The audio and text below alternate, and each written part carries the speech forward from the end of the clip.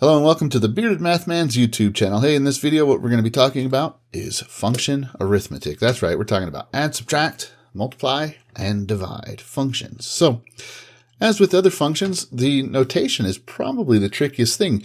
What I mean by that is learning how to read what the instructions written in math mean, right? So, if you saw something like this, f of x plus g of x, you would probably know you're just going to take the two functions, f of x, which is 3x plus 1, right? And you're going to add it to 5 minus x. All you're going to do is combine like terms, and you're going to get 3x minus x is 2x, and 1 plus 5 is 6, right? Thing is, in function notation, we will rarely see something like this. What we're going to see instead is parentheses f plus g parentheses x. So that means the input for the two functions is x, but we're taking these two functions and we're combining them with addition. So it's exactly the same thing. This notation is exactly the same thing as f of x plus g of x, but this is what you're going to see. So if you're prepared, you see that, you're probably good to go. Some places, they even write the notation that looks like this. Now that's really funky, but sometimes some places still use that kind of notation. It's a little older. This is newer. Parentheses f plus g of x. All you got to do when you're adding the functions, though, is you just combine like terms. Boom, you're done. Now, what if you saw something like this, though? This is f plus g of negative 1. You got two ways to go about it.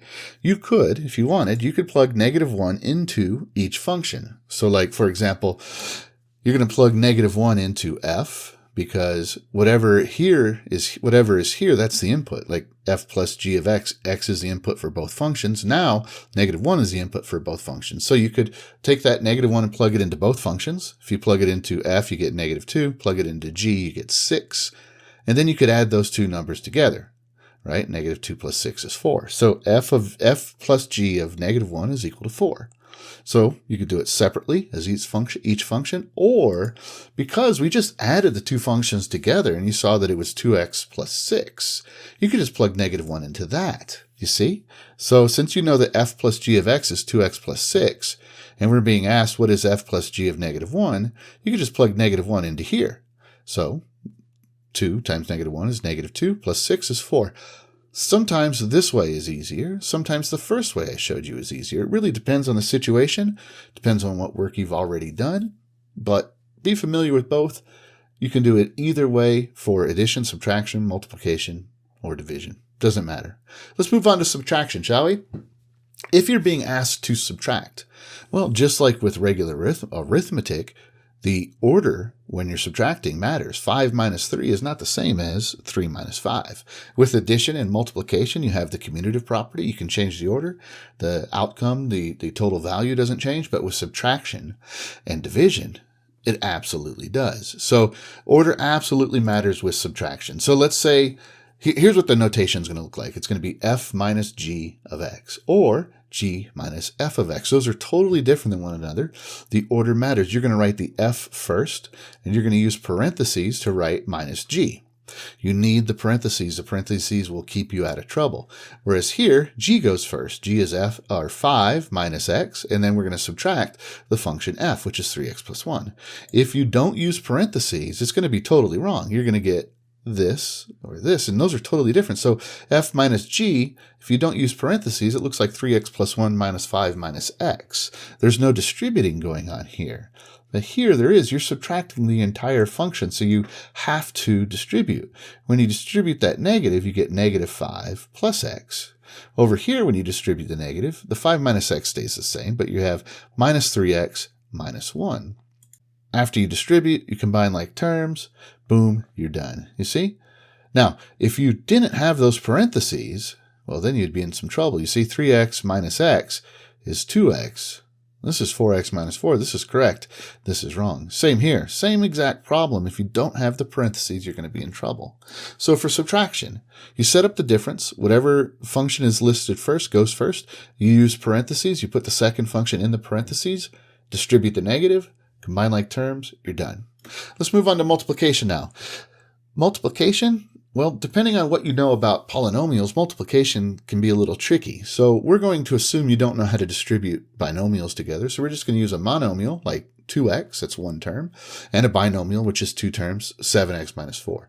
Here, with multiplication, the order doesn't matter, but you're going to see some weird notation.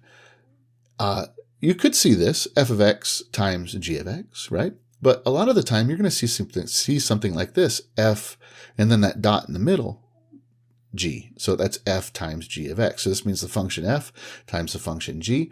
And in an upcoming video, we're going to learn about the composition of functions. And that's where we actually use a function to plug. We use a function as the input for another function. And the notation looks so similar to multiplication, it can be very, very confusing. So if you see a solid little circle in the middle, it means multiply. So all you got to do is set it up, right? So f of x is 2x, and we're multiplying times g of x, so 7x minus 4. Word of advice, if this f of x was more than a monomial, if it was a binomial, you would want to use parentheses around both. But here, since we only have one term to distribute, we don't really need the parentheses. All you got to do, distribute. 2 times 7 is 14. X times x is x squared. Be careful with those rules of exponents. Don't mess those up. And then 2x times negative 4 is negative 8x. So, boom, we're done. Now, what about if you saw something like this, f times g of 2? Well, just like before, like we looked at with addition, and you could do the same thing with subtraction, you can figure out what is f of 2 and what is g of 2, right? And you could multiply those products together. So f of 2 would be 4, right? You plug 2 in for f, you get 4. You plug 2 in here, you get 14 minus 4, which is 10. So you got 40. 4 times 10 is 40. Or you could, since we just figured out what the product of f and g is, it's 14x squared minus 8x, you could just plug 2 into here. So 14 times 2 squared is 4, and 8 times 2 is 16. 4 times 14 is 56. 56 minus 16 is 40. Same answer either way. Sometimes this method is easier. Sometimes this method is easier. All right, onward into division, right? Just like with subtraction, the order matters. You can't change the order when you're subtracting or dividing with basic arithmetic. You can't do it with the arithmetic of functions either. So let's see an example. Let's say f of x is 2x, and again, g of x is 7x minus 4. Now, the order absolutely matters. You can't switch up the order. F divided by g is not the same as g divided by f. Just like 2 divided by 8, that's 1/4, is not the same as 8 divided by 2, which is 4. Cannot switch up the order. So let's see how each of these would look, what each of these would look like. Now, f divided by g, most of the time you won't see this notation. You'll see parentheses f divided by g of x, whereas g divided by f would be the g first and the f second. So f divided by g, that's going to be the first thing, the first function on top in the numerator, the second number in the denominator. So f of x is 2x and g of x is 7x minus 4. Whereas if you had the other way, g first, g would go on top in the numerator, 7x minus 4, divided by 2x. Now, later, you will actually learn how to carry out this division. There's a couple ways to do it, long division, synthetic division. But for now, all we're really going to be asked to do is reduce. Now, if you remember, maybe you forgot, maybe you never knew, in order to reduce something like this, all terms in the numerator and the denominator must share a common factor. So while it's true that this term right here has an x and this has an x, the 4 doesn't have an x, so we can't reduce by x. And even though that the factor of 2 exists in 4 and 2x, we can't reduce by 2 because we can't divide 2 out of 7. We'd have to, in order to reduce, we would have to divide a number out of all of the terms in both the numerator and the denominator. So let's see an example where you could reduce. So let's say that f of x was now 5x squared and g of x was 3x cubed minus x squared. Well, if we did f divided by g, it's going to be 5x in the numerator because it goes first. Denominator is going to be the 3x cubed minus x squared. Now, in order to reduce, all terms have to have a common factor. All terms here have a factor of x squared. X squared times x is x cubed, right?